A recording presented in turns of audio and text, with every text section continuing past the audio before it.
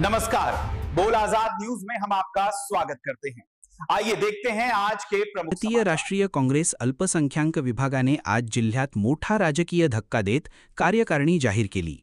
जिल्हाध्यक्ष ॲड मोहतशम रझा यांनी सर्व तालुका व शहर अध्यक्षांची घोषणा केली असून मलकापूर शहराध्यक्षपदी सय्यद मुसैब कुरेशी यांची निवड करून काँग्रेसने स्पष्ट संदेश दिला आहे की मलकापूरमधील काँग्रेस आता आणखी आक्रमक होणार आहे।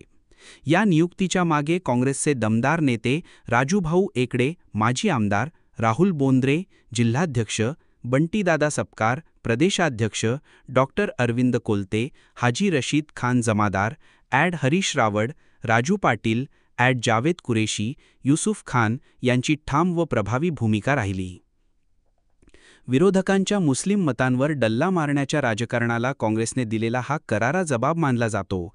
मुसैब कुरेशी यांच्या नेतृत्वाखाली मलकापूरमध्ये काँग्रेस संघटन केवळ मजबूतच होणार नाही, तर येणाऱ्या निवडणुकांमध्ये काँग्रेसचे वर्चस्व अधिक ठळक होईल, अशी चर्चा